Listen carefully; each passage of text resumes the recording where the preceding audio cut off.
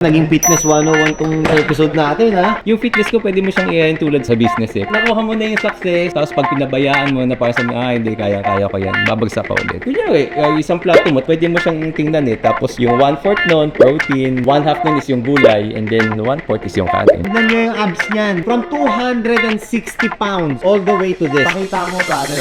What's up, guys? Another watch, another day. Meron naman tayong kasama, brother Coach Aris. Maraming salamat sa pagpunta, brother. Idol to pagdating sa fitness, guys. Ewan ko kung nakita ng mga audience namin. Kasi last time nag-deal naman tayo sa taas. Ang laki ng pinagbago mo nung sa taas ka dito sa baba ngayon. Ilang pounds ka nun? 235 pounds. Now? 74 kg, 160 feet. Yes, 77 nga ako. Ah, talaga? Dati ako ang 83. Since yung nag-tennis ako, bumagsak ako ng 78. Pero ang laki, grabe. How many kilos yun? In how many, in a span of count? 3-4 months, and then nag-loss ako ng mga 30 kilos. Kaya ka na-feature parang sa magazine, di ba? Yung fitness ko, pwede mo siyang i-ayan tulad sa business eh. Parang May up and down, may up and down. Parang nakuha mo na yung success, tapos pag pinabayaan mo na para sa hindi, kaya ko yan, babagsak ka ulit. So what do you do? Gym lang? Araw-araw? If you will ask me about fitness, kaya may triangle yan eh, di ba? Oo. Yung gym nandun na sa pinakadulo yan, yun yung parang least important para sa akin. Yun yung parang pinaka-counting binibigyan ko ng time. So there's more than just working out sa gym. Ano yun? Yung pinaka-baba, ang pinaka-important sa akin is yung mindset mo and then yung heart set mo. And then you need to know what your why kung bakit mo gagawin. Kasi pag shallow lang yung dahilan, kaya mo gagawin yung fitness mo, madali ito yung lingkunin sa iyo. Kanya, gusto mo lang magkaroon ng beach body sa summer, medyo parang shallow. Yeah. Pero kung gagawin mo para alagaan yung family mo. Yeah. Tulad ako, 43 years old na ako. Sabi ko sa sarili ko, how can I take care of my family if I cannot take care of myself? Tama. And your family deserves the best of you. Diba? Parang ganun nga. May narinig akong ganun eh. Anong tuwa ako, narinig ko yun eh. So, pinakauna is the mindset. And the reason why you do what you do. Yeah. Second is yung nutrition. Yung kinakain mo ng araw-araw. Okay bang mag-keto ka? Or wag ka talaga mag-carbs? Yung mga ganun. Ang tanong ko is, sustainable ba yun? Para sa ating Filipino kasi parang mahirap. Pero ang tanong ko lagi, if you want to start a diet or whatsoever, is it sustainable for you? Kasi pag hindi sustainable, wag mo nang gawin. Kasi babalik ka rin sa dati. Anong tingin mo yung pinaka-balance? Kunyari, isang plato mo, pwede mo siyang tingnan eh. Tapos yung 1/4 nun, protein, 1/2 nun is yung gulay, and then 1/4 is yung kanin. Basta dapat may 1/4 gulay. protein, 1/4 kanin, tapos the half gulay. Mas okay sa akin yun. Kasi your mind, nakikita mo ang dami mong kinakain. Calorie-wise, hindi siya calorie din. Tsaka may nutrition pa sa May gulay nutrition nga. pa, oo, yun.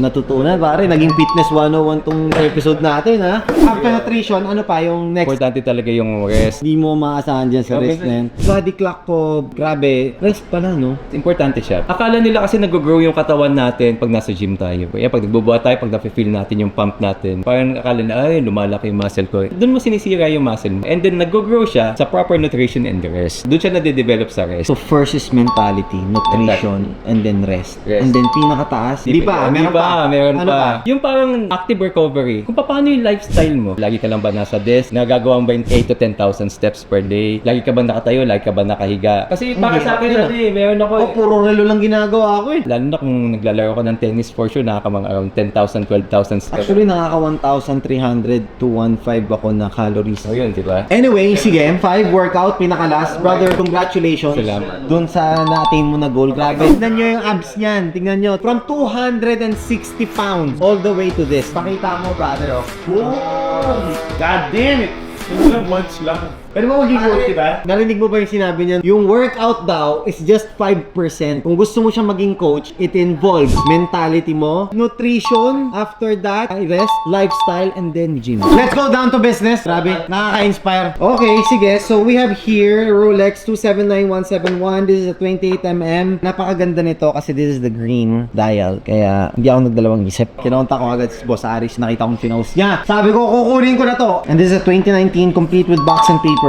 Boss Aris, magkano pinakasagad mo na dito? 660. Yun talaga pinakasagad mo. Hindi mo na kaya talaga kilitin ng konti. 655. Sige. Para. Alam mo, big respects for you for what you've done. How you inspired us. Kaya 655 done deal tayo dito. Hindi na ako tataka masyado. Sobrang grateful na ako doon. Grateful na ako doon, guys. Kasi honestly, I contacted you kasi I just got the news na mas mahirap daw kumuha ng mga ganito ngayon sa Rolex. And at the same time, mas tumataas yung value niya. Biruin mo ha, this you're selling for 655 right now, di ba? Did you know na last 3 months, last 4 months, magkano lang ang 28mm pa rin? Itong ganito siguro, like, I think nasa 550 lang. Sabi, no? Di ba? Oo. Ngayon, nasa 700 na to, pare. Kaya, hindi na ako nagdalawa yun. Sabi ko, kunin ko na to. Kasi marami naghahanap sa atin eh. Lalo na yung mga green dial, yung mga aubergine dial, yung mga super kakaiba na dials. Do you take check or cash na lang? Nakita na, cash na.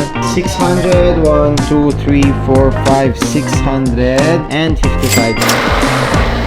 Brother, maraming salamat ha. Thank you din. Actually, si Boss Aris, mas nauna pa tong mag-watch game kaysa sa akin. Above and Beyond Luxury, follow nyo. And then yung sa fitness, follow nyo din. Mas lalo na yon Above and Beyond Fitness. Lahat above and beyond, guys. Yan yung mindset. Brother, maraming salamat.